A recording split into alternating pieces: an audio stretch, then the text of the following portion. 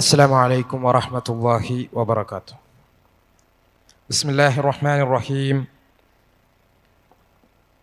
الحمد لله رب العالمين والصلاة والسلام على رسوله الأمين وعلى آله وصحبه أجمعين أما بعد. يا أيها الذين آمنوا اتقوا الله حق تقاته ولا تموتن إلا وأنتم مسلمون. ഏറ്റവും പ്രിയപ്പെട്ട എൻ്റെ അനുജന്മാരെ, അനിയത്തിമാരെ, അള്ളാഹുവിനെ സൂക്ഷിച്ചുകൊണ്ട് ജീവിതത്തിൻ്റെ എല്ലാ രംഗങ്ങളും തഖ്വയോടുകൂടി ധന്യമാക്കി തീർക്കണമെന്ന് ഓർമ്മപ്പെടുത്തുകയാണ്, വസിയത്ത് ചെയ്യുകയാണ്. അള്ളാഹു സുബ്ഹാനഹു വ തആല മുത്തഖീങ്ങളും സ്വാലിഹീങ്ങളുമായ അവൻ്റെ ദാസന്മാരിൽ നമ്മെ എല്ലാവരെയും ഉൾപ്പെടുത്തി അനുഗ്രഹിക്കുമാറാകട്ടെ. ഒരല്പസമയം നിങ്ങളുടെ പരിപൂർണമായ ശ്രദ്ധ ഞാൻ ആഗ്രഹിക്കുകയാണ്, പ്രതീക്ഷിക്കുകയാണ്. അത്രയേറെ പ്രാധാന്യമുള്ള ഒരു വിഷയമാണ് ചുരുങ്ങിയൊരു സമയം കൊണ്ട് നിങ്ങളുടെ മുമ്പിൽ പറഞ്ഞു വെക്കാൻ ഞാൻ ആഗ്രഹിക്കുന്നത്. നമ്മൾ കിടന്നുറങ്ങുമ്പോൾ രാത്രി ഒരു പകലിൻ്റെ ക്ഷീണമെല്ലാം തീർക്കാൻ വേണ്ടി നാം നമ്മുടെ ബെഡിലേക്ക് ചെരിഞ്ഞു കിടന്ന് ഉറക്കത്തിലേക്ക് വഴുതി വീണ ഒരു സമയത്ത് എവിടെ നിന്നോ പാറി വന്ന ഒരു ചെറിയ വണ്ട്, ഒരു ചെറിയ നമ്മുടെ ഒരു വിരൽത്തുമ്പിൻ്റെ അത്രമാത്രം വലുപ്പമുള്ള ഒരു വണ്ട് നമ്മുടെ ചെവിയുടെ അകത്ത് പോയി എന്ന് ജസ്റ്റ് ഒന്ന് സങ്കല്പിക്കുക. ഒരു ചെറിയ വണ്ട് നമ്മുടെ ചെവിയുടെ അകത്ത് കടക്കുന്നു. പിന്നെ എത്ര നേരം നമുക്ക് സുഖമായി കിടക്കാൻ പറ്റും? എത്ര സമയം പിന്നെ നമുക്ക് ഉറങ്ങാൻ പറ്റും? ആ വണ്ട് കയറിയത് മുതൽ ചെവിയിൽ നാം അനുഭവിക്കുന്ന ഒരു കിരികിരിപ്പ്, അല്ലെങ്കിൽ ഒരു വേദന, ഒരു വിമ്മിഷ്ടം, ഒരു പ്രയാസം, അത് നമ്മുടെ ഉറക്കം കെടുത്തിക്കളയും. ആ വണ്ട് പുറത്ത് കടക്കുന്നത് വരെയും പിന്നെ നമുക്ക് ഉറങ്ങാൻ കഴിയില്ല. വലിയൊരു ഡിസ്റ്റർബൻസ് ആയിക്കൊണ്ട് നമ്മുടെ ചെവിയിൽ അതിങ്ങനെ ചലിച്ചുകൊണ്ടേയിരിക്കും. അവസാനം കുറെ നേരത്തെ പരിശ്രമത്തിന് ശേഷം ആ വണ്ടിനെ പുറത്തെടുത്തു കഴിഞ്ഞാൽ ഒരുപക്ഷെ നമ്മൾ അതുവരെ അനുഭവിച്ച പ്രയാസം, വേദന, അതുപോലെ തന്നെ നമ്മുടെ ഉറക്കം നഷ്ടപ്പെട്ടതിൻ്റെ നീരസം, അതൊക്കെ കൊണ്ട് ഒരൊറ്റ അടിക്ക് നമ്മൾ ആ വണ്ടിനെ പണി കഴിക്കും അല്ലേ? ആ ദേഷ്യം കൊണ്ട് നമ്മൾ എന്ത് ചെയ്യും? അതിനെ എടുത്തു കഴിഞ്ഞാൽ ഇത്ര സമയം എൻ്റെ ശരീരത്തിൽ ഉണ്ടായിരുന്ന ഒരു സംഗതിയാണല്ലോ എന്ന് വിചാരിച്ച് നമ്മളതിൻ്റെ ഡപ്പിലിട്ടൊക്കെ ഒന്നുമില്ലല്ലോ, അടിച്ച് കൊല്ലൂലേ നമ്മൾ? അത്രയും ദേഷ്യം നമുക്ക് ഉണ്ടാകും. ഞാൻ ഈ ഉദാഹരണം നിങ്ങളുടെ മുമ്പിൽ വെച്ചത് എന്തിനാന്ന് വെച്ച് കഴിഞ്ഞാൽ 9 മാസത്തിലധികം നമ്മുടെ ഉമ്മ അവരുടെ ശരീരത്തിൻ്റെ ഒരു ഭാഗമായിക്കൊണ്ട് നമ്മെ ചുമന്ന് നടന്നിട്ടുണ്ട്. ദിവസങ്ങളോളം, മാസങ്ങളോളം അതിൻ്റെ വേദന എന്താണ്, അതിൻ്റെ പ്രയാസം എന്താണ്, അതുകൊണ്ടുണ്ടാകുന്ന ഡിസ്റ്റർബൻസ് എന്താണ് എന്ന് ഒരുപക്ഷെ നമുക്കിപ്പോൾ ആലോചിച്ചാൽ മനസ്സിലാകൂല. അങ്ങനെ ഒരു അവസ്ഥയിലേക്ക് ഇവിടെ ഇരിക്കുന്ന എൻ്റെ കുഞ്ഞു പെങ്ങന്മാർ, നിങ്ങൾ എത്തുമ്പോൾ, നിങ്ങൾ ഗർഭം ധരിക്കുമ്പോൾ, നിങ്ങളൊരു കുഞ്ഞിനെ ജന്മം നൽകുമ്പോൾ നിങ്ങൾക്കത് മനസ്സിലാകും.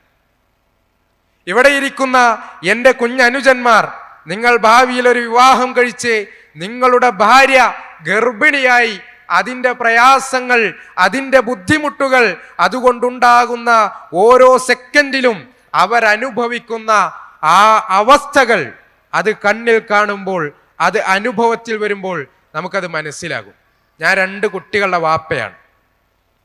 ആദ്യത്തെ തവണയും രണ്ടാമത്തെ തവണയും എൻ്റെ ഭാര്യ ഗർഭം ധരിച്ചപ്പോൾ ചെറിയ ചില കോംപ്ലിക്കേഷൻസ് ഒക്കെ ഉണ്ടായിട്ടുണ്ട്. സാധാരണ ഗർഭത്തിൽ ഉണ്ടാകുന്ന, ഗർഭകാലത്ത് ഉണ്ടാകുന്ന പ്രയാസങ്ങൾക്കപ്പുറം ചില പ്രയാസങ്ങൾ ആ ഗർഭകാലത്ത് എൻ്റെ ഭാര്യ നേരിട്ടിട്ടുണ്ട്. ഒരു സാധാരണ ഗർഭകാലത്ത് നിങ്ങൾക്കറിയോ ഒരു ഉമ്മാന്റെ അവസ്ഥ എന്താണ് എന്ന്?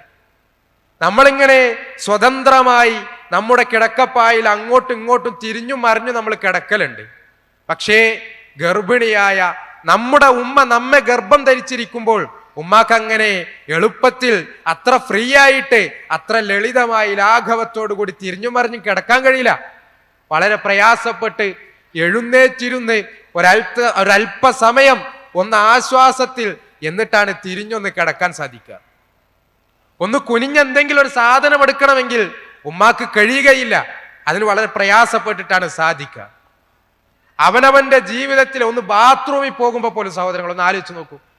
ഒന്ന് ബാത്റൂമിൽ പോയി മൂത്രമൊഴിക്കുന്നിടത്ത്, അതുപോലെ കാര്യങ്ങൾ സാധിക്കുന്നിടത്ത് ആ ഉമ്മ ഗർഭകാലത്ത് അനുഭവിക്കുന്ന പ്രയാസങ്ങളുണ്ട്. ഒരുപക്ഷെ നിങ്ങളുടെ കുഞ്ഞനുജന്മാരും കുഞ്ഞനിയത്തിമാരൊക്കെ ഉണ്ടായി വരുന്ന സമയത്ത് നിങ്ങളത് കണ്ടിട്ടുണ്ടാകും.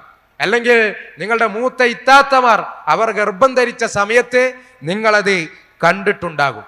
ഇത്രയും പ്രയാസം സഹിച്ച് വേദനയുടെ കൊടുമുടികൾ താണ്ടി ഗർഭകാലത്ത് അങ്ങനെ പ്രസവത്തിലൊന്ന് ആലോചിച്ചു നോക്കൂ. ശരീരം മുഴുവൻ നുറുങ്ങുന്ന വേദനയുമായി, മരണത്തിന് സമാനമായ വേദനയുമായി നമ്മുടെ ഉമ്മ നമ്മളെ പ്രസവിച്ചിടുകയാണ്. അതെ, സാധാരണ നമ്മൾ പറയും സുഖപ്രസവമായിരുന്നു അല്ലേ, അങ്ങനെ പറയാം. സുഖപ്രസവമായിരുന്നു. എന്താ സുഖം? എന്താ സുഖം? ശരീരത്തിൽ നിന്ന് ഒരുപാട് രക്തം നഷ്ടപ്പെട്ട് മുറിവിന്റെ വേദനകൾ സഹിച്ചുകൊണ്ട് എല്ലുകൾ അതിങ്ങനെ വികസിക്കും. അവരുടെ പെൽവിസിന്റെ ഭാഗത്തുള്ള എല്ലുകൾ അത് വികസിച്ച് അതിലൂടെയാണ് ഈ കുഞ്ഞ് പുറത്തു വരിക. ശരീരത്തിലെ എല്ലുകൾ പിടിച്ച് വലിച്ച് പൊട്ടിക്കുന്നത് പോലെ, എല്ലാ എല്ലുകളും ഒരുമിച്ച് നുറുങ്ങുന്നത് പോലെയുള്ള വേദന സഹിച്ചുകൊണ്ട് നമ്മളെ പ്രസവിച്ചിട്ടപ്പോഴും ഉമ്മാടെ പ്രസവം അത് സുഖപ്രസവമായിരുന്നു. ഇനി അതല്ല, സി സെക്ഷനാണ്. അങ്ങനെയാണെങ്കിലോ അപ്പൊ പറയാ പെട്ടെന്ന് കാര്യങ്ങൾ കഴിഞ്ഞു അല്ലേ, എന്തൊരു സുഖാണ്, എന്തൊരു സുഖാണ്. കട്ട് ചെയ്ത് പുറത്തുണ്ടെടുത്തു, എന്നിട്ടോ വയറ്റിൽ നിറയെ സ്റ്റാപ്പിളുകൾ തറച്ച്, അല്ലെങ്കിൽ പഴയ കാലത്താണെങ്കിൽ നിറയെ സ്റ്റിച്ചുമിട്ട് അതിന്റെ വേദന താങ്ങാൻ പറ്റാതെ അപ്പോഴിതാണ് മൂത്രയിക്കുമ്പോഴും അതുപോലെ തന്നെ കക്കൂസിൽ പോകുമ്പോഴൊക്കെ ആ ഒരു വയറും വെച്ച് ആ മുറിവും വെച്ച് ആ സ്റ്റിച്ചുകളും വെച്ച് ഉമ്മാക്കുണ്ടാകുന്ന പ്രയാസത്തിനെ പറ്റി സഹോദരങ്ങൾ ആലോചിച്ചിട്ടുണ്ടോ? ഇതൊക്കെ കഴിഞ്ഞ് 10ാം മാസത്തിൽ ആ കുഞ്ഞിനെ കയ്യിൽ കിട്ടുമ്പോൾ കണ്ണു തുറക്കുന്ന ആദ്യത്തെ നിമിഷത്തിൽ തൻ്റെ കുഞ്ഞുമോളെ നിങ്ങളെ ഓരോരുത്തരെയും ഉമ്മാന്റെ കയ്യിലേക്ക് ആദ്യമായി കൊണ്ടുവന്നു വെച്ച സമയത്ത് ആ വണ്ടിനെ തല്ലിയതുപോലെ തല്ലാൻ ഉമ്മാക്കെല്ലാ ന്യായവും ഉണ്ടായിരുന്നു. പക്ഷെ ഉമ്മ എന്താ ചെയ്തത് എന്നറിയോ? നമ്മുടെ ഉമ്മ എന്താ ചെയ്തതെന്ന് അറിയോ? നമ്മളെ ചേർത്തു പിടിച്ച് തുരുതുരാ ഉമ്മ വെച്ച് ലേ നെറുകിലും ശരീരത്തിലും തലോടി ചേർത്തു പിടിച്ചുകൊണ്ട് ഉമ്മ സ്നേഹത്തിന്റെ മധുരമുള്ള അമ്മിഞ്ഞപ്പാല് നൽകുകയാണ്. അതാണ് ഉമ്മയും നമ്മളും തമ്മിലുള്ള ആദ്യത്തെ കണ്ടുമുട്ടൽ, ആദ്യത്തെ പരസ്പരമുള്ള സ്നേഹാലിംഗനം. ആലോചിച്ചു നോക്കൂ നിങ്ങൾ. ഇത്ര വേദനകൾ സഹിച്ചും അതിന് കാരണമായ നമ്മളെ കയ്യിൽ കിട്ടുമ്പോൾ ഉമ്മ എങ്ങനെയാണ് നമ്മളെ സ്വീകരിച്ചത് എന്ന് ഒന്നാലോചിച്ചു നോക്കുക. ഞാൻ പറയണത്, ഇന്ന് ഈ ടീൻ സ്പേസിന്റെ വേദിയിൽ നിങ്ങൾ ഓരോരുത്തരും വന്നിരിക്കുമ്പോൾ നിങ്ങളൊരാൾ, ഞാൻ എന്നെ കുറിച്ചാണ് ആലോചിക്കേണ്ടത്, നിങ്ങൾ ഓരോരുത്തരെ കുറിച്ചാണ് ആലോചിക്കുന്നത്. നിങ്ങളുടെ ചുറ്റുമുള്ള ആളുകൾ, നിങ്ങളുടെ അപ്പുറവും ഇപ്പുറവുമുള്ള ആളുകൾ, അവരൊക്കെ തൽക്കാലം മറക്കുക. നിങ്ങളൊരാൾ ഇവിടെ വന്ന് ആ ചെയറിൽ ഉണ്ടാകണമെന്ന് ഏറ്റവും ആഗ്രഹിച്ചത് ആ ഉമ്മയാണ്, നിങ്ങളുടെ ഉപ്പയാണ്. അതുകൊണ്ട് ഞാൻ ഇനി പറയുന്ന കാര്യങ്ങൾ നിങ്ങളേറെ ശ്രദ്ധയോടുകൂടി ആ ഉമ്മാക്ക് വേണ്ടി, ആ ഉപ്പാക്ക് വേണ്ടി നിങ്ങളൊന്ന് കേൾക്കണമെന്നാണ് എനിക്ക് നിങ്ങളോട് ഓർമ്മപ്പെടുത്താനുള്ളത്. സഹോദരങ്ങളെ, ഉമ്മയോളം ഉപ്പയോളം നമ്മെ സ്നേഹിച്ചവർ ആരുണ്ട്? ഉമ്മയോളം ഉപ്പയോളം നമ്മെ സ്നേഹിക്കാൻ കഴിയുന്നവർ വേറെ ആരുണ്ട്? ആ സ്നേഹം വിലയിരുത്തുവാൻ നമ്മൾ ആരും ആളുകളല്ല. ഇപ്പൊ നമ്മൾ വിചാരിക്കും ഉമ്മാക്ക് എത്രയാണ് എന്നെ സ്നേഹമെന്ന് എനിക്കറിയാം, ഉപ്പാക്ക് എന്നോട് എത്ര സ്നേഹമുണ്ട് എന്ന് എനിക്കറിയാം. അങ്ങനെയാണ് നമ്മളൊക്കെ വിചാരിക്കുന്നത് അല്ലേ? ഞാനും അങ്ങനെയാണ് വിചാരിച്ചത്. ഞാൻ പൊതുവേ ആളുകളുടെ ഫീലിംഗ് ഒക്കെ നന്നായിട്ട് മനസ്സിലാക്കാൻ കഴിയുന്ന ഒരാളാണെന്നാണ് ഞാൻ സ്വയം മനസ്സിലാക്കുന്നതും. അതുപോലെ തന്നെ എൻ്റെ സുഹൃത്തുക്കളൊക്കെ അങ്ങനെ എന്നെക്കുറിച്ച് പറയാറുണ്ട്. വളരെ എംപത്തറ്റിക് ആയിട്ടുള്ള ഒരാളാണ് എന്ന് എൻ്റെ സുഹൃത്തുക്കൾ എന്നെക്കുറിച്ച് പറയാറുണ്ട്. എല്ലാവരുടെയും വിഷമങ്ങളും സന്തോഷങ്ങളൊക്കെ മനസ്സിലാക്കാൻ കഴിയുന്ന ഒരാളാണ് ഞാൻ. ആ ഒരു അർത്ഥത്തിൽ ഞാൻ വിചാരിച്ചിരുന്നത് എൻ്റെ ഉപ്പാക്ക് എന്നെ എത്ര ഇഷ്ടമുണ്ട് എന്ന് എനിക്കറിയാമെന്നാണ്. എൻ്റെ ഉമ്മാക്ക് എന്നെ എത്രമാത്രം ഇഷ്ടമുണ്ട് എന്ന് എനിക്കറിയാമെന്നാണ് ഞാൻ വിചാരിച്ചിരുന്നത്. ഏതുവരെന്നറിയോ? എൻ്റെ ആദ്യത്തെ മോനെ, എൻ്റെ നൂഹിനെ ലേബർ റൂമിന്റെ പുറത്ത് എൻ്റെ കയ്യിലേക്ക് കൊണ്ടുവന്ന് വെക്കുന്നത് വരെ.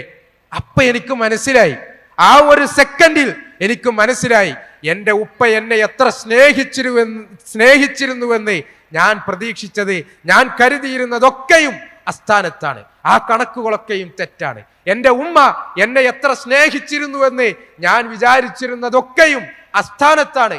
ആ കണക്കുകളൊക്കെയും തെറ്റാണ് എന്ന് ആ സെക്കൻഡിൽ എനിക്കും മനസ്സിലായി. സഹോദരങ്ങളെ, ഒരു ഉപ്പ, ഒരു ഉമ്മ തൻ്റെ കുഞ്ഞിനെ എത്രത്തോളം സ്നേഹിക്കുമെന്ന് നിങ്ങൾക്കറിയുമോ? ഇപ്പോ എൻ്റെ രണ്ടാമത്തെ കുട്ടി, എൻ്റെ മോള്, അവൾക്ക് 3.5 മാസം പ്രായമുള്ള സമയത്ത് കഠിനമായ ശ്വാസം മുട്ട് എന്ന് പറഞ്ഞാൽ എത്രത്തോളം അറിയോ? ചുമച്ച് കുഞ്ഞിന്റെ മുഖം അതിങ്ങനെ വിളറി വെളുക്കും. കുട്ടികളുടെ മുഖങ്ങൾ കണ്ടിട്ടുണ്ടോ? നല്ല ചോര തുടിപ്പുള്ള അങ്ങനെയുള്ള മുഖങ്ങളായിരിക്കും. പക്ഷേ എൻ്റെ മോൾ, അവൾ ചുമച്ച് ശ്വാസം കിട്ടാതെ അവളുടെ മുഖം അത് വിളറി വെളുക്കും. അവളുടെ മുഖത്ത് ചോര വറ്റും. എന്നിട്ടിങ്ങനെ ഒരു വലിവാണ് ശ്വാസം കിട്ടാതെ. കുട്ടി ഇങ്ങനെ കരയാണ്, നിർത്താതെ കരഞ്ഞുകൊണ്ടേയിരിക്കുകയാണ്. എൻ്റെ ഭാര്യ അവള് വിചാരിക്കുന്നത്, അവളുടെ ഉമ്മ അവള് വിചാരിക്കുന്നത്, ഞാൻ എടുത്താൽ എൻ്റെ കുട്ടിക്കൊരാശ്വാസം ഉണ്ടാകും. അവൾ മാറോട് ചേർത്ത് പിടിക്കും. പക്ഷേ കുട്ടിയുടെ കരച്ചിലടങ്ങുന്നില്ല, കുട്ടിയുടെ ശ്വാസം മുട്ടൽ ഒരു പരിഹാരം ഉണ്ടാകുന്നില്ല. അപ്പൊ ഞാൻ വിചാരിക്കും, ഞാൻ എടുത്ത എൻ്റെ കുട്ടിക്കൊരാശ്വാസം ഉണ്ടാകും. ഞാൻ എടുക്കും. മാറി അങ്ങനെ കുറെ എടുത്താലും ഒരു പരിഹാരമാകണില്ല. ദിവസങ്ങളോളം മരുന്ന് കൊടുത്തിട്ടും പരിഹാരമാകണില്ല. അവസാനം ഏറ്റവും മുന്തിയ ഡോക്ടറെ കാണിക്കാണ്. ആ നാട്ടിലെ ഏറ്റവും വലിയൊരു ഹോസ്പിറ്റലില് ഏറ്റവും മുന്തിയൊരു ഡോക്ടറെ കാണിക്കാൻ ഡോക്ടറെ അടുത്ത് കൊണ്ടുപോയി അതുവരെയും ചെയ്ത ടെസ്റ്റുകളുടെ, അതുവരെയും കൊടുത്ത മരുന്നുകളുടെ ഒക്കെ ലിസ്റ്റ് മുമ്പിൽ വെച്ചു. പറഞ്ഞു പ്രശ്നം എന്താണ് എന്ന്. ഡോക്ടർ പരിശോധിച്ച് വീണ്ടും പല ടെസ്റ്റുകളും ചെയ്ത് അതിൻ്റെയൊക്കെ റിസൾട്ടുമായിട്ട് അതൊക്കെ പരിശോധിച്ച് മുന്നിലിരിക്കുമ്പോൾ ഡോക്ടർ പറഞ്ഞൊരു വാക്കുണ്ട്. ആ ഒരു വാക്ക് സഹോദരങ്ങളെ എന്നെ ഒരൊറ്റ നിമിഷം കൊണ്ട് ഒരുപാട് ചിന്തിപ്പിച്ച, അല്ലെങ്കിൽ വലിയ ചില വിഷമങ്ങൾ, വളരെ കഠിനമായ ചില വേദനകൾ മനസ്സിന് സമ്മാനിച്ച ഒരു സെക്കൻഡാണത്. ഡോക്ടർ എന്താ പറഞ്ഞതെന്നറിയോ? ഡോക്ടർ ചോദിച്ചത്, വീട്ടിൽ വേറെ ആർക്കെങ്കിലും ഇങ്ങനെ പ്രശ്നമുണ്ടോ? ചെസ്റ്റ് സംബന്ധമായ അല്ലെങ്കിൽ ശ്വാസ സംബന്ധമായ അസുഖങ്ങളുള്ള വേറെ ആരെങ്കിലും ഉണ്ടോ? ഞാൻ പറഞ്ഞു, എനിക്കുണ്ട് അസുഖം, എനിക്ക് ശ്വാസത്തിന്റെ പ്രയാസമുണ്ട്. 13 വർഷത്തിലധികമായി ഞാൻ ശ്വാസം മുട്ടിന് ചികിത്സ നടത്തുന്ന ഒരാളാണ്.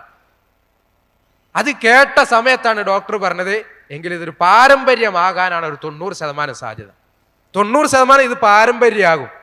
അത് കേട്ട സമയത്ത് എന്താണെന്നോ സഹോദരങ്ങളെ മനസ്സിൽ വന്ന ചിന്ത, എൻ്റെ കുട്ടി ആയതുകൊണ്ടാണല്ലോ, എൻ്റെ മോളായതുകൊണ്ടാണല്ലോ ഈ മോൾക്ക്, എൻ്റെ കുഞ്ഞിന് ഈ വേദന സഹിക്കേണ്ടി വരുന്നത്, ഈ പ്രയാസം സഹിക്കേണ്ടി വരുന്നത്.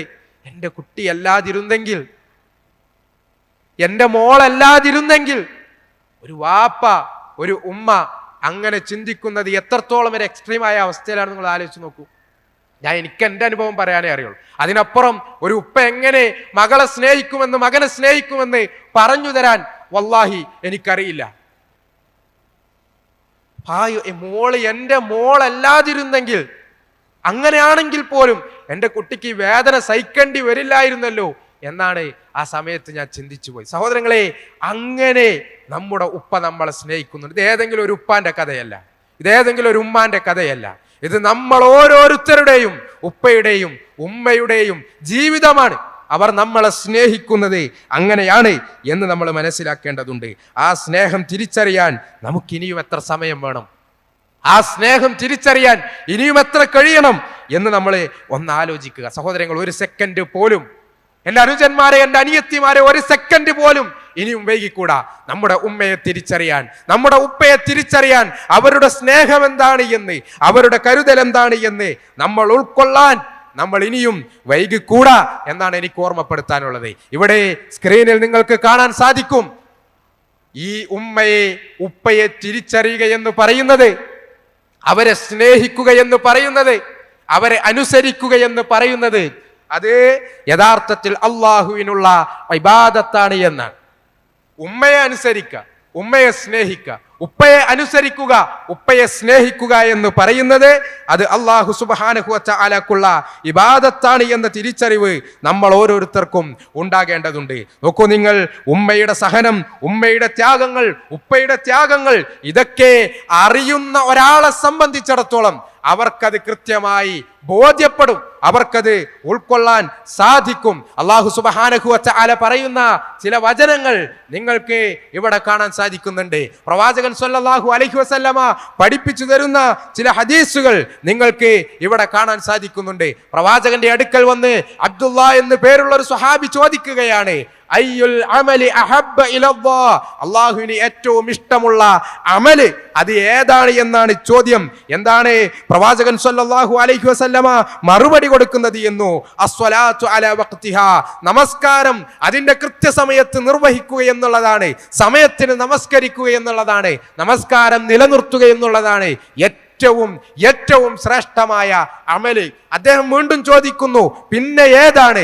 അതിന് കൊടുക്കുന്ന മറുപടിയാണ് നിങ്ങൾക്ക് ഇവിടെ കാണാൻ സാധിക്കുന്നത്. എന്താണ് കൊടുക്കുന്ന മറുപടി? അസ്വലാത്തു അലാ വഖ്തിഹാ എന്ന് പറഞ്ഞതിന് ശേഷം രണ്ടാമത് പറയുന്ന മറുപടിയാണ് സുമ്മ ബിർറുൽ വാലിദൈൻ, അത് മാതാപിതാക്കൾക്ക് നന്മ ചെയ്യലാണ്, അവരെ അനുസരിക്കലാണ്, അവർക്ക് ഗുണം ചെയ്യലാണ് എന്ന് പ്രവാചകൻ സ്വല്ലല്ലാഹു അലൈഹി വസല്ലമ നമുക്ക് പഠിപ്പിച്ചു തരുന്നത് നമുക്ക് കാണാൻ സാധിക്കും. അതിനുശേഷമാണ് പ്രവാചകൻ സ്വല്ലല്ലാഹു അലൈഹി വസല്ലം ജിഹാദിനെ പോലും എണ്ണിയിട്ടുള്ളത് എന്നും നമുക്ക് കാണാൻ സാധിക്കുന്നുണ്ട്. അപ്പോൾ ജിഹാദിനേക്കാളും വലിയ പുണ്യമായിക്കൊണ്ട്, ജിഹാദിനേക്കാളും വലിയ ഇബാദത്തായിക്കൊണ്ട് റസൂലുള്ളാഹി സ്വല്ലല്ലാഹു അലൈഹി വസല്ലം പഠിപ്പിക്കുന്നതാണ് മാതാപിതാക്കൾക്ക് നന്മ ചെയ്യുക എന്നുള്ളത് നമ്മൾ തിരിച്ചറിയുക. കാരണം ആ ഉപ്പയും ഉമ്മയും നമുക്ക് വേണ്ടി അനുഭവിച്ചതു തന്നെയാണ് അതിന് ഏറ്റവും വലിയ കാരണം. ഖുർആൻ ആ നിലക്ക് നമുക്ക് പഠിപ്പിച്ചു തരുന്നത് കാണാൻ സാധിക്കും. ഒരുപാട് ആയത്തുകളിലൂടെ ആവർത്തിച്ചുകൊണ്ട് അല്ലാഹു സുബ്ഹാനഹു വ തആല നമ്മോട് പറയുന്നതാണ്. ഒരു വേള അല്ലാഹുവിനെ ആരാധിക്കണമെന്ന് പറയുന്നതിനോടൊപ്പം തൗഹീദ് എന്ന് പറയുന്ന ദീനിന്റെ ഏറ്റവും അടിസ്ഥാനപരമായ കാര്യം അതെടുത്തു പറയുന്നതിനോടൊപ്പം തന്നെയാണ് റബ്ബ് പറയുന്നത്, വഅബ്ദുല്ലാഹ വലാ തുശ്രികൂ ബിഹി ശൈആ വബിൽ വാലിദൈനി ഇഹ്സാന, നിങ്ങൾ നിങ്ങളുടെ മാതാപിതാക്കൾക്ക് നന്മ ചെയ്യുക. വഖളാ റബ്ബുക അല്ലാ തഅബുദു ഇല്ലാ ഇയ്യാഹ് വബിൽ വാലിദൈനി ഇഹ്സാന, നിങ്ങളുടെ റബ്ബിനെ നിങ്ങൾ ആരാധിക്കണമെന്ന് അല്ലാഹു വിധിച്ചിരിക്കുന്നു. അതിന്റെ ഒപ്പം പറഞ്ഞതാണ് നിങ്ങളുടെ മാതാപിതാക്കൾക്ക് നിങ്ങൾ നന്മ ചെയ്യുക എന്നുള്ളത്. ഓസൈനൽ ഇൻസാന ബിവാലിദൈഹി ഇഹ്സാന, നിങ്ങളുടെ മാതാപിതാക്കൾക്ക് നന്മ ചെയ്യാൻ നിങ്ങളുടെ റബ്ബ് നിങ്ങളോട് ഉപദേശിക്കുന്നു. ഹമലതുഹു ഉമ്മുഹു, അവന്റെ ഉമ്മ അവനെ ഗർഭം ചുമന്നിരിക്കുന്നു, കുർഹ പ്രയാസം സഹിച്ചുകൊണ്ട്, വവളഅതുഹു കുർഹ അവനെ പ്രസവിച്ചിരിക്കുന്നു പ്രയാസം സഹിച്ചുകൊണ്ട്, വഹമലഹു വഫിസാലുഹു 30 ശഹ്റ, അതുപോലെ തന്നെ പിന്നീട് ആ പ്രസവവും അതിനുശേഷം അവന് പാല് കൊടുത്തുകൊണ്ട് അവൾക്ക് പാല് കൊടുത്തുകൊണ്ടുള്ള ആ ഒരു മുലകുടി പ്രായവുമെല്ലാം അതൊക്കെയും പ്രയാസം സഹിച്ചുകൊണ്ട് ഉമ്മ മുന്നോട്ട് കൊണ്ടുപോവുകയാണ്. ഇതൊക്കെ എടുത്തു പറഞ്ഞിട്ടാണ് പറഞ്ഞത് അവർക്ക് നന്മ ചെയ്യണമെന്ന്, അവരെ അനുസരിക്കണമെന്ന്, അവർക്ക് ഗുണം ചെയ്യണമെന്ന്, അവരോട് കയർക്കരുത് എന്ന്, അവരോട് ശബ്ദമുയർത്തി പെരുമാറരുത് എന്ന്, അവർക്ക് കാരുണ്യത്തിന്റെ ചിറകുകൾ താഴ്ത്തിക്കൊടുക്കണമെന്ന്, അവർക്ക് വേണ്ടി പ്രാർത്ഥിക്കണമെന്ന്. സഹോദരങ്ങളെ, അതുകൊണ്ട് മനസ്സിലാക്കുക, അള്ളാഹുവിനോടുള്ള ഇബാദത്തിൽപ്പെട്ടത് തന്നെയാണ് മാതാപിതാക്കൾക്ക് നന്മ ചെയ്യുക എന്നുള്ളത് നമ്മൾ തിരിച്ചറിയേണ്ടതുണ്ട്. കാരണം അവരുടെ സൗന്ദര്യം മങ്ങിയിട്ടുള്ളത്, നമ്മുടെ ഉമ്മ നല്ല സുന്ദരിയായിരുന്നു, നമ്മുടെ ഉപ്പ നല്ല സൗന്ദര്യമുള്ള ആളായിരുന്നു. പക്ഷേ ഇന്ന് അവരുടെ തൊലികൾ ചുക്കിച്ചുളിഞ്ഞിട്ടുണ്ട്, അവരുടെ തൊലികൾ നിറം മങ്ങിയിട്ടുണ്ട്, അവരുടെ കണ്ണുകൾക്ക് കാഴ്ചകൾ കുറഞ്ഞു പോയിട്ടുണ്ട്, അവരുടെ തലമുടികൾ, അവരുടെ താടി രോമങ്ങൾ അവിടെയൊക്കെ ജരാനരകൾ ബാധിച്ചിട്ടുണ്ട്, അവരുടെ നടത്തത്തിന്റെ വേഗത കുറഞ്ഞു വന്നിട്ടുണ്ട്, അവരുടെ എല്ലുകൾക്ക് തേയ്മാനം വന്നിട്ടുണ്ട്, സന്ധികളിൽ വേദനയുണ്ട്, രോഗങ്ങൾ അത് മാലപ്പടക്കം പോലെ എമ്പാടുമുണ്ട്. ഒരു കൂമ്പാരം മരുന്നുകൾ അവർ കഴിച്ചുകൊണ്ടിരിക്കുന്നുണ്ട്. നമ്മൾ വിചാരിക്കുകയാണ് ഇതെന്തൊരു വാപ്പയാണ്, ഇതെന്തൊരു ഉമ്മയാണ്. നമ്മുടെ കൂട്ടുകാരുടെ മുമ്പിൽ പരിചയപ്പെടുത്താൻ നമുക്ക് മടി തോന്നുന്ന, അവരുടെ മുമ്പിൽ നമ്മുടെ തലകുനിക്കേണ്ടി വരുന്ന, അങ്ങനെയാണോ ഉപ്പയെക്കുറിച്ച് നമ്മൾ മനസ്സിലാക്കിയിട്ടുള്ളത്? അങ്ങനെയാണോ ഉമ്മയെക്കുറിച്ച് നമ്മൾ മനസ്സിലാക്കിയിട്ടുള്ളത്? അങ്ങനെയെങ്കിൽ സഹോദരങ്ങളെ മനസ്സിലാക്കുക, അവർക്ക് ഈ അവസ്ഥകളൊക്കെ ഉണ്ടായത് നമ്മെ പോറ്റി വളർത്താൻ വേണ്ടി അവരുടെ ആരോഗ്യം നശിപ്പിച്ചത് കൊണ്ടാണ്, അവരുടെ വർഷങ്ങൾ അവർ ചെലവഴിച്ചത് കൊണ്ടാണ് എന്ന തിരിച്ചറിവ് നമുക്ക് ഉണ്ടാകേണ്ടതുണ്ട്. അതുകൊണ്ട് തന്നെ ഈ തണൽ മരങ്ങളോട്, നമ്മുടെ വാപ്പയാകുന്ന, നമ്മുടെ ഉമ്മയാകുന്ന നമ്മുടെ തണൽ മരങ്ങളോട് ഒരിക്കലും നമ്മൾ മോശമായി പെരുമാറിക്കൂടാ. അവരോട് ശബ്ദമുയർത്തി നമ്മൾ സംസാരിച്ചുകൂടാ. അങ്ങനെ ചെയ്യുന്ന ആരെങ്കിലും ഉണ്ട് എങ്കിൽ അവരെക്കാളും നന്ദി കെട്ടവർ, അവരെക്കാളും മോശമായവർ സഹോദരങ്ങളെ വേറെ ആരാ ഉണ്ടാകുക? ഇത്ര നന്ദി കെട്ടവനാകാൻ, ഇത്ര അധപ്പതിക്കുവാൻ ആർക്കാണ് സാധിക്കുക? അതുകൊണ്ട് നമ്മുടെ ഉപ്പയെ ഉമ്മയെ നമ്മൾ പരിഗണിക്കേണ്ടതുണ്ട്. അവർ നമ്മുടെ സ്വർഗമാണ്, അവർ നമ്മുടെ നരകമാണ്. അവർ അള്ളാഹുവിന്റെ അടുക്കൽ അള്ളാഹുവിന്റെ തൃപ്തി അത് മാതാപിതാക്കളുടെ തൃപ്തിയിലാണ് എന്നാണ്. മാതാപിതാക്കൾ അവർ തൃപ്തിപ്പെട്ടോ അള്ളാഹു നമ്മെ തൃപ്തിപ്പെടും. അവർ നമ്മെക്കുറിച്ച് കോപത്തിലാണോ, അവർ നമ്മെക്കുറിച്ച് പ്രയാസത്തിലാണോ എങ്കിൽ അള്ളാഹുവിന്റെ അടുക്കൽ എത്തുമ്പോൾ നമ്മൾ പരീക്ഷിക്കപ്പെടും. അത് ഒരു സംശയമില്ലാത്ത കാര്യമാണ് എന്ന് നമ്മൾ മനസ്സിലാക്കേണ്ടതുണ്ട്. അവരുടെ കരുതൽ, അവരുടെ സ്നേഹം, അവരുടെ പ്രാർത്ഥന, അതൊന്നാണ് നമ്മെ നേരെ നിർത്തുന്നത് എന്ന ബോധ്യം സഹോദരങ്ങളെ നമുക്കുണ്ടാകണം. അതില്ലാതെ വരുമ്പോൾ നമ്മൾ തിരിച്ചറിയേണ്ടത് നമ്മുടെ ജീവിതത്തിൽ പല നിലക്കുള്ള പ്രയാസങ്ങൾ നമ്മൾ നേരിടേണ്ടി വരും. വാപ്പാനും ഉമ്മാനും പ്രയാസപ്പെടുത്തിയ എന്താ ഉണ്ടാകുക? ദുനിയാവിൽ തന്നെ അതിൻ്റെ ബുദ്ധിമുട്ടുകൾ നമ്മൾ നേരിടേണ്ടി വരും എന്നുള്ളത് നമ്മൾ തിരിച്ചറിയുക. ഈ ഹദീസ് ഒന്ന് നോക്കൂ നിങ്ങൾ. പ്രവാചകൻ സല്ലല്ലാഹു അലൈഹി വസല്ലം അവിടുത്തെ മിമ്പറിലേക്ക് കയറുകയാണ്. ആ മിമ്പറിലേക്ക് കയറിക്കൊണ്ടിരിക്കെ 3 തവണ അവിടുന്ന് ആമീൻ ആമീൻ ആമീൻ എന്നിങ്ങനെ മൊഴിയുന്നു. സ്വഹാബാക്കൾ ചോദിക്കാണ്, എന്താണ് പ്രവാചകരെ താങ്കൾ ആമീൻ എന്ന് പറഞ്ഞത്? ആരും ഒന്നും പ്രാർത്ഥിച്ചില്ലല്ലോ, എന്താണ് താങ്കൾ ആമീൻ എന്ന് പറയുന്നത്? അപ്പോ പ്രവാചകൻ പറയുന്നു, ജിബ്രീൽ അലൈഹി സ്വലാത്തു വസ്സലാം വന്നിരുന്നു, അവിടുന്ന് 3 പ്രാർത്ഥനകൾ നിർവഹിച്ചിരുന്നു, അതിനാണ് ഞാൻ ആമീൻ പറഞ്ഞത്. അതിൽ 2ാമത്തെ പ്രാർത്ഥനയാണ് നിങ്ങൾക്ക് ഇവിടെ സ്ക്രീനിൽ കാണാൻ കഴിയുന്നത്. എന്താണ് ആ പ്രാർത്ഥന? റഹിമ അൻഫു റജുലിൻ, ഒരു മനുഷ്യൻ അവൻ അള്ളാഹുവിന്റെ കാരുണ്യത്തിൽ നിന്ന് ദൂരെ പോകട്ടെ, അവൻ നശിച്ചു പോകട്ടെ, അവൻ തുലഞ്ഞു പോകട്ടെ. കാരണം എന്താണ് എന്നോ, അവന്റെ അടുക്കൽ അവന്റെ ഉമ്മയും ഉപ്പയും ജീവിച്ചിരുന്നു. വാർദ്ധക്യത്തിലായിരിക്കെ, അവർ ബുദ്ധിമുട്ടുകളിലായിരിക്കെ, ശരീരം ക്ഷീണിച്ചിരിക്കെ അവന്റെ ഉമ്മയും ഉപ്പയും അവന്റെ കൂടെ ഉണ്ടായിരുന്നു. പക്ഷേ ഫലം യദ്ഖുലാഹുൽ ജന്ന, ആ 2 ഉമ്മയും ഉപ്പയും അവനെ സ്വർഗത്തിൽ പ്രവേശിപ്പിച്ചില്ല. സ്വർഗത്തിൽ കടക്കാൻ അവരെ കൊണ്ടും അവന് സാധിച്ചില്ല. അതുകൊണ്ട് അവൻ നശിച്ചു പോകട്ടെ എന്ന് സഹോദരങ്ങളെ അവിടെ പ്രവാചകൻ സല്ലല്ലാഹു അലൈഹി വസല്ലം ജിബ്രീൽ അലൈഹി സ്വലാത്തു വസ്സലാമിന്റെ പ്രാർത്ഥനയ്ക്ക് മറുപടി കൊടുക്കുന്നത് നമുക്ക് കാണാൻ സാധിക്കും. അതുകൊണ്ട് തന്നെ ഈ പറഞ്ഞ രൂപത്തിൽ ആ സ്വർഗം കിട്ടണമെങ്കിൽ അത് ഇവരുടെ തൃപ്തിയിലൂടെ മാത്രമേ സാധിക്കുകയുള്ളൂ. അവരെ നന്നായി പരിചരിക്കുന്നതിലൂടെ, അവരെ അനുസരിക്കുന്നതിലൂടെ മാത്രമേ സാധിക്കുകയുള്ളൂ. അതല്ല എങ്കിൽ നരകമാണ് നമുക്കുള്ളത് എന്ന ആ ഒരു ബോധ്യം, ആ ഒരു തിരിച്ചറിവ് നമ്മൾ വെച്ച് പുലർത്തേണ്ടതുണ്ട്. അതുപോലെ തന്നെ പ്രധാനപ്പെട്ട സംഗതിയാണ്, നിങ്ങൾക്ക് കാണാം അവരുടെ പ്രാർത്ഥനകൾ അത് നമുക്ക് വേണ്ടിയുള്ളതായിരിക്കണം, നമുക്കെതിരെയുള്ളതാകാൻ പാടില്ല. ഉമ്മയും ഉപ്പയും പ്രാർത്ഥിക്കുന്നുവെങ്കിൽ അത് നമുക്ക് ഗുണമുണ്ടാകാൻ വേണ്ടിയാകണം. എൻ്റെ മോനെ കൊണ്ട് ഞാൻ തോറ്റുപോയി എന്ന് ഉപ്പ പറയുന്ന ഒരു സാഹചര്യം ഒരിക്കലും സഹോദരങ്ങളെ നമ്മുടെ സ്വഭാവം കൊണ്ട്, നമ്മുടെ പെരുമാറ്റം കൊണ്ട്, നമ്മുടെ സംസാരം കൊണ്ട് നമ്മൾ വരുത്തി വെച്ചുകൂടാ എന്നുള്ളതാണ് ഓർമ്മപ്പെടുത്താനുള്ളത്. കാരണം എന്താണോ, അല്ലാഹു സുബ്ഹാനഹു വ തആലയുടെ അടുക്കൽ യാതൊരു മറയുമില്ലാത്ത 3 പ്രാർത്ഥനകൾ പ്രവാചകൻ സല്ലല്ലാഹു അലൈഹി വസല്ലമ നമുക്ക് പഠിപ്പിച്ചു തരാണ്. അതിലൊരു പ്രാർത്ഥന ഒരു മാതാവ് അല്ലെങ്കിൽ ഒരു പിതാവ് തന്റെ മകന് വേണ്ടിയോ അല്ലെങ്കിൽ മകനെതിരിലോ നടത്തുന്ന പ്രാർത്ഥനയാണ്. മകൾക്ക് വേണ്ടിയോ മകൾക്കെതിരിലോ നടത്തുന്ന പ്രാർത്ഥനയാണ്. ആ പ്രാർത്ഥനക്കും അള്ളാഹുവിനുമിടയിൽ ഒരു മറയുമില്ല.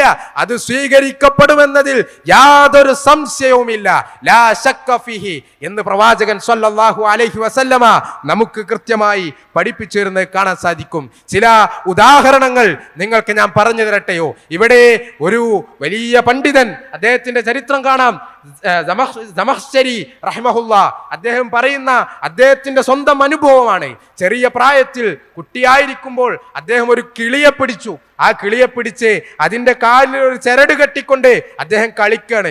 ആ കളിക്കടയിൽ ആ ചരട് മുറുക്കി മുറുക്കി മുറുക്കി ആ കിളിയുടെ കാല് അത് മുറിഞ്ഞു പോയി എന്നാണ്. ആ സമയത്ത് ഉമ്മ ഇത് കണ്ട് ദേഷ്യം പിടിച്ച് അദ്ദേഹത്തോട് പറഞ്ഞ സംഭവമാണ്, അള്ളാഹു നിന്റെ കാലും മുറിച്ച് കളയട്ടെ എന്ന് ഉമ്മ പറഞ്ഞു. പെട്ടെന്ന് വൈകാരികമായി ദേഷ്യത്തിൽ ഉമ്മ പറഞ്ഞു പോയതാണ്. പക്ഷേ വളർന്നു വലുതായപ്പോൾ അദ്ദേഹം യുവാവായിരിക്കുമ്പോൾ അദ്ദേഹത്തിന് ഒരു രോഗം ബാധിക്കുകയും പിന്നീട് രോഗം ബാധിച്ച കാല് അത് മുറിച്ചു മാറ്റേണ്ടി വന്നു എന്ന് അദ്ദേഹം തന്നെയും പറയുന്ന ചരിത്രമാണ് നമുക്കിവിടെ കാണാൻ സാധിക്കുന്നത്. അതുപോലെ തന്നെ ഷേഖ് സുദൈസ് നിങ്ങൾ കേട്ടിട്ടുണ്ടായിരിക്കും, ഹറമുകളിലെ ഇമാമാണ്. അദ്ദേഹത്തെ കുറിച്ച് പറഞ്ഞു കേട്ടിട്ടുള്ള ഒരു സംഭവം അതെന്താണ് എന്നോ, ചെറുതായിരിക്കുമ്പോൾ കുട്ടിയായിരിക്കുമ്പോൾ വീട്ടിൽ അതിഥികളെ കാത്തിരിക്കാണ് ഉമ്മ ഒരുപാട് വിഭവങ്ങൾ ഉണ്ടാക്കി മേശപ്പുറത്ത് നിരത്തി വെച്ചിട്ടുണ്ട്.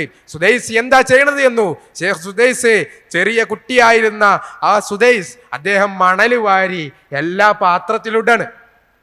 പാത്രത്തിലും മണല് വാരിയിട്ടാണ്.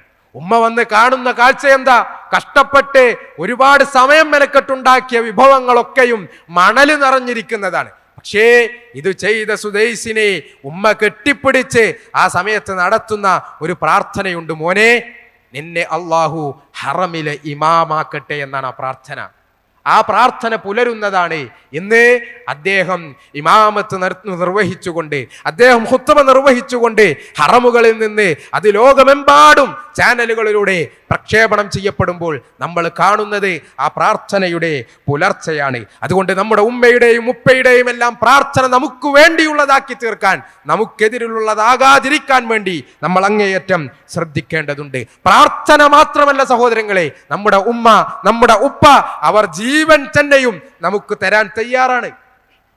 ജീവൻ തരാൻ തയ്യാറാണ് നമുക്ക് വേണ്ടി. ഒരു കഥ, ഒരു സംഭവം, മലപ്പുറം ജില്ലയിലെ പൂക്കിപ്പറമ്പ് എന്ന സ്ഥലത്ത് വെച്ച് ഒരിക്കൽ ഓടിക്കൊണ്ടിരുന്ന ഒരു ബസ് കത്തിപ്പിടിച്ചു. കുറെ ആളുകളൊക്കെ ഇറങ്ങി ഓടി രക്ഷപ്പെട്ടു. പക്ഷേ അകത്തൊരു കുടുംബം കുടുങ്ങി, ചെറിയ കുട്ടികളടക്കമുള്ള ഒരു കുടുംബം. വാപ്പ എന്താ ചെയ്തത് എന്നോ, കത്തിപ്പടർന്നുകൊണ്ടിരിക്കുന്ന ആ ബസ്സിനകത്തേക്ക് കയറാണ് തന്റെ പിഞ്ചു മക്കളെ രക്ഷപ്പെടുത്താൻ വേണ്ടി. ഒന്നാമത്തെ കുട്ടിയെയും രണ്ടാമത്തെ കുട്ടിയെയും ഒക്കെ അദ്ദേഹം പുറത്തു കൊണ്ടുവന്ന് കുഞ്ഞുങ്ങളെ രക്ഷപ്പെടുത്തി. പക്ഷേ അദ്ദേഹത്തിന് ആ ബസ്സിൽ നിന്ന് പുറത്തിറങ്ങാൻ കഴിഞ്ഞില്ല. ശരീരത്തിൽ തീയാളി പിടിച്ചുകൊണ്ട് ആ ബസ്സിനകത്ത് അദ്ദേഹം വെന്തു മരിക്കണം. ജീവൻ കൊടുക്കാണ് തന്റെ കുടുംബത്തിന് വേണ്ടി, തന്റെ മക്കൾക്ക് വേണ്ടി. സഹോദരങ്ങളെ, ഞാൻ നേരത്തെ പറഞ്ഞതുപോലെ ഇതേതെങ്കിലും ഒരൊറ്റപ്പെട്ട വാപ്പയല്ല, നമ്മൾ ഓരോരുത്തരുടെയും വാപ്പയാണ്, നമ്മൾ ഓരോരുത്തരുടെയും ഉമ്മയാണ്. നമുക്ക് വേണ്ടി ജീവൻ പറിച്ചു തരാൻ, ചങ്ക് പറിച്ചു തരാൻ തയ്യാറാകുന്നവരാണ് നമ്മുടെ ഉപ്പ, നമ്മുടെ ഉമ്മ എന്ന് നമ്മൾ മനസ്സിലാക്കുക. എന്തു പകരം കൊടുക്കും സഹോദരങ്ങളെ, നമ്മൾ എന്തു പകരം കൊടുക്കും? നമ്മൾ ഒന്ന് ആലോചിച്ചു നോക്കുക. എന്താണ് നമ്മൾ പകരം കൊടുക്കുക? എന്ത് പകരം കൊടുത്താലാണ് നമ്മുടെ ഉപ്പാക്ക്, നമ്മുടെ ഉമ്മാക്ക് അവർ നമുക്ക് ചെയ്തു തന്നതിനൊക്കെ എന്ത് പകരം കൊടുത്താലാണ് മതിയാവുക? നമ്മളൊന്ന് ആലോചിച്ചു നോക്കുക. അവർ നമ്മിൽ നിന്ന് ആഗ്രഹിക്കുന്നത് പക്ഷേ ഒരുപാട് സമ്പത്ത് കൊടുക്കണമെന്നോ അല്ലെങ്കിൽ വേറെ എന്തെങ്കിലുമൊക്കെ സംവിധാനങ്ങൾ കൊടുക്കണമെന്നോ ഒന്നുമല്ല. നമ്മുടെ ഉമ്മ നമ്മിൽ നിന്ന് ആഗ്രഹിക്കുന്നത് എന്താണെന്നറിയോ? നമ്മുടെ ഉപ്പ നമ്മിൽ നിന്ന് ആഗ്രഹിക്കുന്നത് എന്താണ് എന്നറിയോ? അവരുടെ കൂടെ ഇരിക്കാൻ ഒരു 10 മിനിറ്റാണ്. മോനോടൊന്ന് സംസാരിക്കാൻ, മോളോടൊന്ന് തുറന്ന് സംസാരിക്കാൻ, ഈ തലയിലൊന്ന് തലോടാൻ, കവിളൊന്ന് തടവാൻ, ഒരു ഉമ്മ വെക്കാൻ, അതിനു വേണ്ടി ഒരു 10 മിനിറ്റാണ്. അവരുടെ കൂടെ ഇരിക്കാൻ ഒരല്പം സമയമാണ് അവർ നമ്മിൽ നിന്ന് ആഗ്രഹിക്കുന്നത്. അവരുടെ ഒപ്പം നടക്കുന്ന ചില മിനിറ്റുകളാണ് അവർ നമ്മിൽ നിന്ന് ആവശ്യപ്പെടുന്നത്. കുടുംബക്കാരുടെ മുമ്പിൽ സൽക്കാരങ്ങളിൽ നമ്മൾ ചെല്ലുമ്പോൾ അഭിമാന ബോധത്തോടു കൂടി ഇതെന്റെ മകനാണ് എന്ന് പറയാൻ, ഇതെന്റെ മകളാണ് എന്ന് പറയാൻ, അങ്ങനെയുള്ള അവസരങ്ങളാണ് അവർ നമ്മിൽ നിന്ന് ആഗ്രഹിക്കുന്നത്. അത് കിട്ടാതാകുമ്പോൾ ഒരു പക്ഷേ നമ്മുടെ ഉമ്മ ദേഷ്യം പിടിക്കുന്നുണ്ട്, ഉമ്മാക്ക് നീരസം ഉണ്ടാകുന്നുണ്ട്, ഉമ്മാക്ക് വിഷമമുണ്ടാകുന്നുണ്ട്, ഉപ്പാക്ക് പ്രയാസമുണ്ടാകുന്നുണ്ട്. പക്ഷേ അപ്പോഴൊക്കെയും നമ്മൾ മനസ്സിലാക്കേണ്ടത് അവർ ആഗ്രഹിക്കുന്നത് ഇത് മാത്രമാണ് എന്നാണ്. ഒരു ചെറിയ വീഡിയോ ഞാൻ നിങ്ങളെ കാണിക്കാൻ വേണ്ടി ആഗ്രഹിക്കാണ്. وهذا من فرط حبي لك وخوفي عليك وحرصي على أن تكون لبنة صالحة في مجتمعك، وأملي أن تكون ولدي الصالح الذي يدعو لي بعد وفاتي.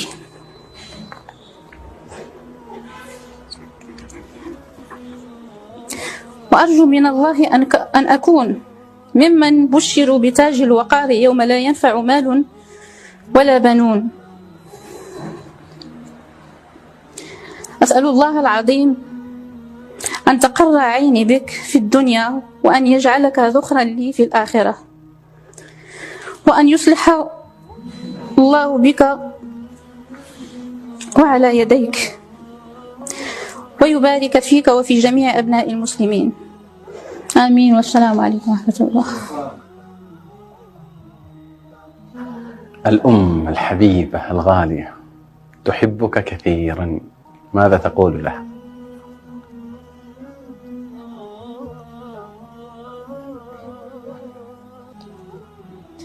لو أملك الدنيا بيميني أهديتها لها طوعا وحبا وتقديرا. ഒരു ഉമ്മയുടെയും ഒരു മകന്റെയും ഒരു എക്സ്ചേഞ്ച് ആണ്. മകൻ ഹാഫിളായിരിക്കുകയാണ്, കോൺവൊക്കേഷൻ സെറിമണി നടന്നുകൊണ്ടിരിക്കുകയാണ്. ആ സമയത്ത് ഉമ്മ മകനോട് പറയുന്ന, എല്ലാവരുടെയും മുമ്പാകെ പറയുന്ന ചില വാക്കുകളാണ്. ഒരു അറബിയാണ്, മലയാളം കൊടുത്തിരുന്നു, എന്നാലും ഞാൻ ജസ്റ്റ് ആശയം മാത്രം പറയാണ്. നീ ഒരു ഹാഫിളാകാൻ വേണ്ടി, നീ ഖുർആൻ പഠിക്കാൻ വേണ്ടി, അതിന് നിന്നെ പ്രേരിപ്പിക്കാൻ വേണ്ടി ചിലപ്പോഴൊക്കെ ഞാൻ നിന്നോട് ദേഷ്യപ്പെടേണ്ടി വന്നിട്ടുണ്ട്, നിന്നോട് കർക്കശമായി എനിക്ക് പെരുമാറേണ്ടി വന്നിട്ടുണ്ട്. അതൊന്നും സ്നേഹമില്ലാത്തത് കൊണ്ടല്ല, നീ ഒരു കൺകുളിർമയുള്ള മകനാകാൻ വേണ്ടി, എനിക്കും ഈ ഉമ്മത്തിനും ഈ സമൂഹത്തിനും നിന്നെ കൊണ്ട് ഗുണമുണ്ടാകാൻ വേണ്ടി, നീ ഒരു സ്വാലിഹായ സന്താനമാകാൻ വേണ്ടി, നീ കാരണത്താൽ നാളെ റബ്ബിന്റെ കോടതിയിൽ താജുൽ വഖാർ എന്ന് പറയുന്ന കിരീടം അതെനിക്ക് ധരിപ്പിക്കപ്പെടാൻ വേണ്ടി, നിന്റെ പ്രാർത്ഥനകൾ എനിക്ക് കിട്ടാൻ വേണ്ടി, അതിനു വേണ്ടിയാണ് മോനെ ഞാൻ ഇതൊക്കെ ചെയ്തിട്ടുള്ളത് എന്ന് ആ ഉമ്മ പറയാണ്. എന്നിട്ട് അവന്റെ അധ്യാപകൻ അവനോട് ചോദിക്കുന്നുണ്ട്, എന്തു സ്നേഹമുള്ള ഒരു ഉമ്മയെയാണ് മോനെ നിനക്ക് കിട്ടിയത്, ഉമ്മാനോട് നിനക്കെന്താണ് പറയാനുള്ളത് എന്ന് ചോദിക്കുമ്പോൾ ആ മകൻ പറയുന്ന വാക്കുകൾ നിങ്ങൾ ശ്രദ്ധിച്ചിട്ടുണ്ടാകും. ഈ ലോകം മുഴുവനും എനിക്കുണ്ടായിരുന്നുവെങ്കിൽ ഞാനത് മുഴുവനും സന്തോഷത്തോടുകൂടി മനസ്സറിഞ്ഞ് എൻ്റെ ഉമ്മാക്ക് വേണ്ടി കൊടുക്കുമായിരുന്നു എന്ന് ആ മോൻ പറയുകയാണ്. ഇതുപോലുള്ള ചില എക്സ്ചേഞ്ചുകളാണ്, ഇതുപോലുള്ള ചില തുറന്നു പറച്ചിലുകളാണ് നമ്മുടെ ഉമ്മ, നമ്മുടെ ഉപ്പ നമ്മിൽ നിന്ന് ആഗ്രഹിക്കുന്നത്. അതാണ് നമുക്കവർക്ക് വേണ്ടി കൊടുക്കാൻ സാധിക്കേണ്ടത്. ആ നിലക്ക് നല്ല നല്ല മക്കളാകുവാൻ വാപ്പാക്കും ഉമ്മാക്കും കൺകുളിർമ നൽകുന്ന, നോക്കിയാൽ സന്തോഷം നൽകുന്ന മക്കളായി തീരുവാൻ നമ്മൾ ഓരോരുത്തരും പരിശ്രമിക്കണമെന്ന് മാത്രമാണ് ഈ ഒരു സമയത്ത് എനിക്ക് ഓർമ്മപ്പെടുത്താനുള്ളത്. ചില നല്ല നല്ല ചരിത്രങ്ങൾ ഇവിടെ ഞാൻ ഈ ഒരു സ്ലൈഡിന്റെ ഭാഗമായി തന്നെ കൂട്ടിച്ചേർത്തിട്ടുണ്ട്. അതിലൂടെ വേഗത്തിൽ പോവുകയാണ്. ചില സലഫുകളുടെ ചരിത്രങ്ങളാണ് നിങ്ങൾക്ക് ഇവിടെ കാണാൻ സാധിക്കുന്നത്. മദീനയിൽ 1000-ഓളം രൂപ, അവിടുത്തെ 1000-ഓളം രൂപ ഈത്തപ്പഴത്തിന് വിലയുള്ള ഒരു കാലഘട്ടത്തെ, ഒരു സമയത്ത് ഒരു മനുഷ്യൻ, അദ്ദേഹം ഒരു ഈത്തപ്പന മൂടോടെ മുറിക്കണം, വേരോടെ മുറിക്കണം. ആ മുറിക്കണ സമയം ആളുകൾ ചോദിച്ചു, നിങ്ങൾക്കെന്താ ഭ്രാന്തായി പോയോ, എന്തു പറ്റിപ്പോയി, ഇത്ര വില കിട്ടുന്ന, ഇത്ര പഴം കുലച്ച് തിങ്ങി നിൽക്കുന്ന ഈ ഒരു മരം എന്താണ് നിങ്ങളിങ്ങനെ മുറിച്ച് കളയുന്നതെന്ന് ചോദിക്കുമ്പോൾ അദ്ദേഹം കൊടുക്കുന്ന മറുപടി എന്താണ് എന്നോ, എൻ്റെ ഉമ്മ ഈത്തപ്പനയുടെ കരിമ്പ് വേണമെന്ന ആഗ്രഹം പറഞ്ഞു. എൻ്റെ ഉമ്മ ദുനിയാവിൽ എന്ത് ചോദിച്ചാലും എനിക്ക് സാധിക്കുന്നത് എന്തായാലും അത് ഞാൻ എൻ്റെ ഉമ്മാക്ക് കൊടുക്കുമെന്ന് പറയുന്ന ഒരു മകനെ സലഫുകളുടെ കൂട്ടത്തിൽ ചരിത്രത്തിൽ നമുക്ക് കാണാൻ സാധിക്കും. അതുപോലെ തന്നെ ഉമ്മാക്ക് വേണ്ടി വലിയൊരു ശൈഖ്, ഒരു വലിയ പണ്ഡിതൻ തൻ്റെ വിദ്യാർത്ഥികളുടെ മുമ്പിൽ ഇരിക്കണ്. ആ ഇരിക്കണ സമയത്ത്, അവർക്ക് ദർശെടുത്തുകൊണ്ടിരിക്കുന്ന സമയത്ത് ഒരു സ്ത്രീ വന്നിട്ട് പറയാണ്, കുറച്ച് വെള്ളം കോരിക്കൊണ്ടാന്ന് പറയും. അദ്ദേഹം പെട്ടെന്ന് എഴുന്നേറ്റ് പോയി വെള്ളം കോരിക്കൊണ്ടുവന്ന് കൊടുക്കാണ്. അപ്പോ അദ്ദേഹത്തിന്റെ വിദ്യാർത്ഥികൾ തന്നെ ചോദിക്കുന്നതാണ്, എന്താണ് നിങ്ങൾ ഇത്ര വലിയൊരു പണ്ഡിതനല്ലേ, ഈ വെള്ളം കൊണ്ടരലൊക്കെ ഇതൊക്കെ ആർക്കും പറ്റുന്നതല്ലേ, ആർക്കും കഴിയുന്ന സംഗതി, അതിനിപ്പോ നിങ്ങൾ പോകണമെന്നുണ്ടോ, ഈ ദർശൊക്കെ മുടക്കി നിങ്ങൾ എന്തിനു പോകണമെന്ന് ചോദിക്കുമ്പോൾ അദ്ദേഹം കൊടുക്കുന്ന മറുപടി എന്താ അറിയോ, ഞാൻ വലിയ പണ്ഡിതനായിരിക്കാം, ഞാൻ അറിവുള്ള ആളായിരിക്കാം, നിങ്ങളൊക്കെ എൻ്റെ വിദ്യാർത്ഥികളായിരിക്കാം. പക്ഷെ ആ വന്നതാരാണ് എന്ന് നിങ്ങൾക്കറിയുമോ? ആ വന്നത് എൻ്റെ ഉമ്മയാണ്. ഞാൻ എന്ത് പണിയിലായിരുന്നാലും ശരി, എൻ്റെ ഉമ്മ പറഞ്ഞാൽ അതിനേക്കാളും വലിയ പണിയൊന്നുമില്ല എന്ന്. സുന്നത്തായ ഇബാദത്തുകളെക്കാളും ഉമ്മാന്റെ വാക്കിന്, ഉപ്പാന്റെ വാക്കിന് വില കൊടുക്കണമെന്ന് ദീന് പഠിപ്പിക്കുന്ന പല സന്ദർഭങ്ങളും നമുക്ക് കാണാൻ സാധിക്കും. അത്രയാണ് ഉമ്മാന്റെ വില എന്ന് പറയുന്നത് സഹോദരങ്ങളെ, അത്രയാണ് ഉപ്പാന്റെ വില എന്ന് പറയുന്നത്. ആ വില നമ്മൾ കൽപ്പിച്ചു കൊടുത്തിട്ടില്ല എങ്കിൽ നാളെ ഒരു ദിവസം വരും, ഇനി അതിനൊരവസരമില്ലാത്ത ദിവസം. ചിലപ്പോ നമ്മൾ പുറത്തായിരിക്കുമ്പോൾ, നമ്മൾ സ്കൂളിലായിരിക്കുമ്പോൾ, കോളേജിലായിരിക്കുമ്പോൾ കോളിങ്ങനെ വരും, അർജന്റായിട്ടൊന്ന് വീട്ടിലേക്ക് വരണമെന്ന് പറയും. അവിടെ ചെല്ലുമ്പോൾ വീട്ടിന്റെ മുമ്പാരത്ത്, അവിടെ ഉമ്മറത്ത് ഉമ്മാന്റെ അല്ലെങ്കിൽ ഉപ്പാന്റെ ശരീരം ഇങ്ങനെ വെള്ള പുതച്ച് കിടക്കുന്നുണ്ടാകും. അപ്പൊ നമ്മൾ വിചാരിച്ചു പോകും, ഒരു സോറി പറയാൻ, അല്ലേ, ഒരു 2 അക്ഷരം പറയാൻ ഉമ്മാനെ ഒന്ന് തിരിച്ചു കിട്ടിയിരുന്നെങ്കിൽ, ഒരു സെക്കൻഡ് നേരത്തേക്ക് ഉപ്പാനെ ഒന്ന് തിരിച്ചു കിട്ടിയിരുന്നെങ്കിൽ. പക്ഷെ പിന്നെ അവസരമില്ല, അത് പറയാനുള്ള അവസരം ഇപ്പോഴാണ്. അതുകൊണ്ട് ഇന്ന് തിരിച്ചു പോകുമ്പോൾ, ഇന്ന് വീട്ടിലെത്തുമ്പോൾ പുതിയൊരു ജീവിതം ഉമ്മയോടൊപ്പം, ഉപ്പയോടൊപ്പം, കുടുംബത്തോടൊപ്പം തുടങ്ങി വെക്കാൻ, കഴിഞ്ഞു പോയതൊക്കെയും തിരുത്തുവാൻ, ക്ഷമ ചോദിക്കുവാൻ, അതിനൊരു തുടക്കമായി ഈ ടീൻ സ്പേസിനെ നിങ്ങൾ മാറ്റണമെന്നാണ് ഓർമ്മപ്പെടുത്താനുള്ളത്. എല്ലാത്തിലും ഉപരിയായി വാപ്പാക്ക് വേണ്ടി, ഉമ്മാക്ക് വേണ്ടി നമ്മൾ പ്രാർത്ഥിക്കേണ്ടതുണ്ട്. എന്താണ്? ഖുർആൻ പഠിപ്പിച്ച പ്രാർത്ഥനയുണ്ട്, റബ്ബിർഹംഹുമാ കമാ റബ്ബയാനി സ്വഗീറ. ആ പ്രാർത്ഥനകൾ നിരന്തരം എല്ലാ ദിവസവും എന്നോണം നമ്മുടെ മാതാപിതാക്കൾക്ക് വേണ്ടി നമ്മൾ നിർവഹിക്കുക. മക്കൾ എന്നുള്ള നിലക്ക് മാതാപിതാക്കൾക്ക് കൺകുളിർമയുള്ളവരായി റബ്ബ് സുബ്ഹാനഹു വ തആല നമ്മെ എല്ലാവരെയും മാറ്റി തീർക്കുമാറാകട്ടെ. മാതാപിതാക്കളോടൊപ്പം സ്വർഗത്തിൽ റബ്ബ് സുബ്ഹാനഹു വ തആല അവന്റെ ജന്നാത്തുൽ ഫിർദൗസിൽ നമ്മെ എല്ലാവരെയും ഒരുമിച്ച് ചേർക്കുമാറാകട്ടെ. വാഖിറു ദഅ്വാനാ അൽഹംദുലില്ലാഹി റബ്ബിൽ ആലമീൻ. വസ്സലാമു അലൈക്കും വറഹ്മത്തുള്ളാഹി വബറകാതുഹു.